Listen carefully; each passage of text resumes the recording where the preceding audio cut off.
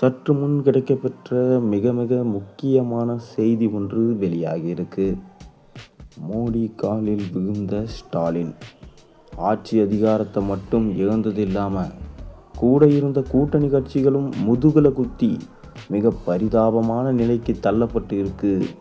மு.க. ஸ்டாலினின் குடும்பமும் திமுக என்கின்ற கட்சியும்.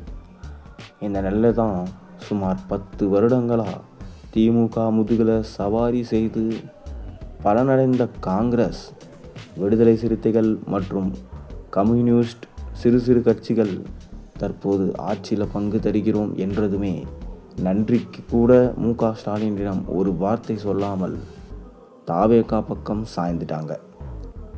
இந்த நிலையில் நடந்து முடிந்த சட்டசபை தேர்தலில் வரலாற்றில் எதிர்பாராத அளவில் மிக பெரும் தோல்வியை சந்திக்கும் திமுகவிற்கு டெல்லியில் பாஜக, காங்கிரஸ் ஆகிய 2 கட்சிகளுமே எதிராக திரும்பியிருக்கு.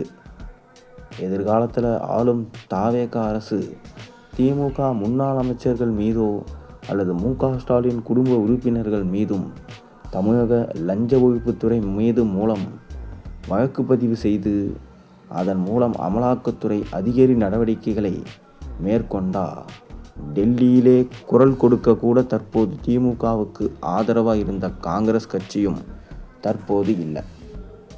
இப்படி ஒரு சூழல் வரும் 2029 நாடாளுமன்ற தேர்தலில் காங்கிரஸ், தாவேகா, விடுதலை சிறுத்தைகள், கம்யூனிஸ்டுகள் ஆகிய ஒரு கூட்டணியில் தேர்தலை சந்திக்கும் பொழுது அதே நேரத்தில் பாஜக தலைமையில் மற்றொரு கூட்டணி தேர்தலை எதிர்கொண்டா திமுக தனித்து விடப்பட்டு வரும் நாடாளுமன்ற தேர்தலில் படுதோல்வியை சந்திக்கும். அடுத்து 2031 தன்னுடைய எதிர்க்கட்சி அந்தஸ்தை கூட இயக்கும். இப்படி ஒரு சூழல் உருவாகும் நிலை ஏற்படும் என்கின்ற அச்சம் தற்போது மு.க. ஸ்டாலின் மற்றும் அவருடைய குடும்பத்தினருக்கு ஏற்பட்டிருக்கான். இதனை தொடர்ந்து ஏற்கனவே தங்களை சுற்றி கொண்டு இருக்கும் அமலாக்கத்துறையிடம் இருந்து தப்பிதற்காகவும் ஒரே நேரத்தில் மத்தியில் ஆளும் பாஜக அரசையும் மாநிலத்தில் ஆளும் தாவேகா அரசையும் பகைத்து கொண்டா நம்மளோட நிலைமை என்ன மோசமாகிவிடுமோ என்பதை நன்கு உணர்ந்து கொண்ட மு.க. ஸ்டாலின் குடும்பத்தினர் பாஜகவோட கூட்டணி அமைத்து கைகோர்க்கவும் தயாராயிட்டாங்க.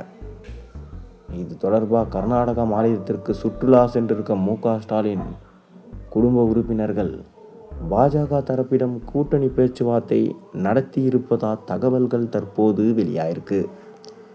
குறிப்பாக கர்நாடகாவிற்கு மு.க. ஸ்டாலின், அவருடைய மகன் உதயநிதி ஸ்டாலின் ஆகியோர் மற்றும் அவருடைய மருமகன் சபரீசன் சுற்றுலா சென்றதின் முக்கிய நோக்கமே பாஜக கூட்டணி பேச்சுவார்த்தை அமைப்பதற்கு தானா. முக்கிய பாஜக தலைவர்களில் ஒருவர் மூலம் நடந்த இந்த திமுக பாஜக கூட்டணி பேச்சுவார்த்தை அமித்ஷா கவனத்திற்கு சென்றிருக்கு.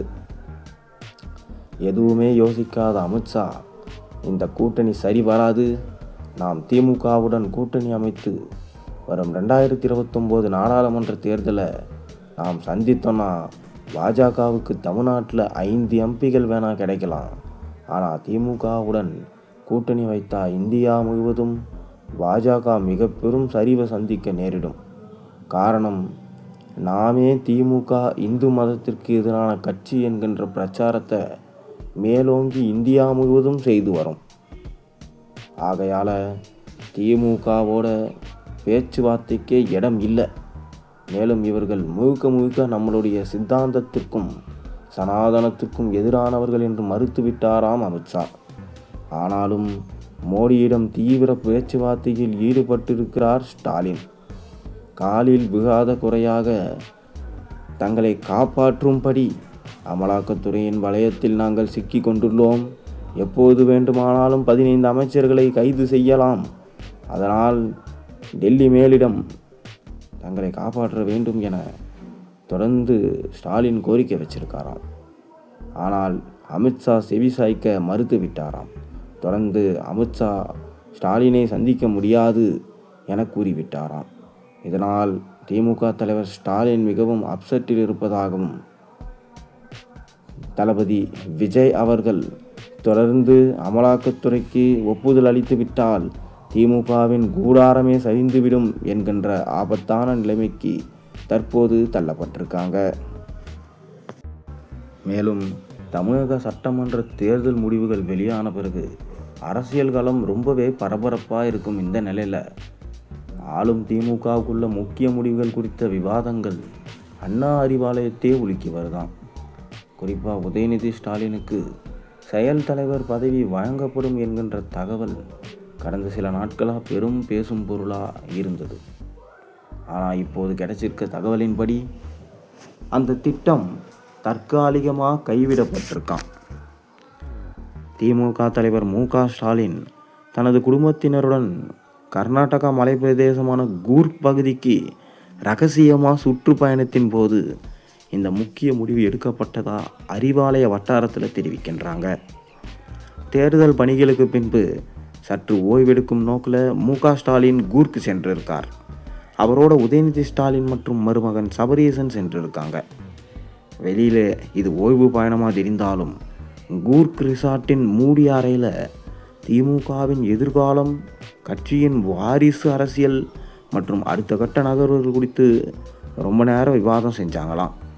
கட்சியில் ஒரு தரப்பினர் உதயநிதி ஸ்டாலினுக்கு தான் செயல் தலைவர் பதவி வழங்கி கலைஞர் ஸ்டாலின் பாணியில் இரண்டாவது தலைமைக்கு வழிவகுக்க வேண்டும் என வலியுறுத்தியிருக்காங்க. ஆனால் சபரீசன் இந்த யோசனைக்கு முழுமையாக எதிர்ப்பு தெரிவித்ததாக சொல்லப்படுது. தேர்தலில் விஜய் தலைமையிலான தமிழக வெற்றிக் கழகம் ஏற்படுத்திய விஜய் வேவ், எதிர்க்கட்சிகளின் வலுவான கூட்டணி சாத்தியங்கள், வாரிசு அரசியல் என்ற குற்றச்சாட்டை எதிர்க்கட்சிகள் மீண்டும் தீவிரமாக பயன்படுத்தும் அபாயம் இருக்குது. இந்த அரசியல் கணக்குகளை கேட்டறிந்த மு.க. ஸ்டாலின் நீண்ட யோசனைக்கு பிறகு ஒரு முக்கிய முடிவு எடுத்திருக்கார். தற்போது பதவி மாற்றங்கள் தேவையில்லை, அடிமட்ட அமைப்புகளை வழிபடுத்துவதே முதல் பணி என ஸ்டாலின் முடிவு செஞ்சிருக்காராம். உதயநிதி ஸ்டாலினும் இந்த முடிவுக்கு முழு சம்மதம் தெரிவிச்சிட்டாராம். தேர்தல் களத்தில் நேரடியாக பணியாற்றிய அனுபவத்தால் மக்களின் மனநிலையை அவர் நன்கு உணர்ந்திருப்பதாக சொல்லப்படுது. பதவிக்காக அல்ல, வரும் நாடாளுமன்ற தேர்தல் மற்றும் இடைத்தேர்தல்களை எதிர்கொள்ளும் வகையில் கட்சியை ஒருங்கிணைப்பதே தற்போதைய முன்னுரிமை என அவர் கருதுவதாக அறிவாலய வட்டாரங்கள் தெரிவிக்கின்றாங்க. இந்த முடிவு திமுகவுக்குள்ள சில காலமாக நிலவி வந்த அதிகார போட்டி வதந்திகளுக்கு தற்காலிக முற்றுப்புள்ளி வச்சிருக்கு. மு.க. ஸ்டாலின், சபரீசன் இணைந்து எடுத்த இந்த வியூகம் கட்சியை அடுத்த கட்ட சவால்களில் இருந்து பாதுகாக்குமா என்பதை நேரம்தான் சொல்லணும். திமுகவின் இந்த உள்ளடி மாற்றங்கள் தமிழக அரசியலை அடுத்த சில மாதங்களில் எப்படி பாதிக்கும் என்பதும் ஆர்வமூட்டும் விஷயமா இருக்குது. குறிப்பாக 2026 சட்டமன்ற தேர்தல் முடிவுக்கு பின் ஏற்பட்டிருக்க புதிய அரசியல் சமன்பாடுகளுக்கு ஸ்டாலின் எப்படி பதிலளிக்கப் போகிறார் என்பதை அனைவரும் தற்போது உற்று நோக்கி கொண்டிருக்கிறாங்க. பொறுத்திருந்து பார்ப்போம். நீங்கள் என்ன நினைக்கிறீங்க? ஸ்டாலின் திமுகவை மீண்டெடுப்பாரா, இல்லை பாஜகவோட காலில் விழுந்து கிடப்பாரா? உங்கள் கருத்துக்களை மறக்காமல் கீழே கமெண்டின் வாயிலாக தெரிவியுங்க.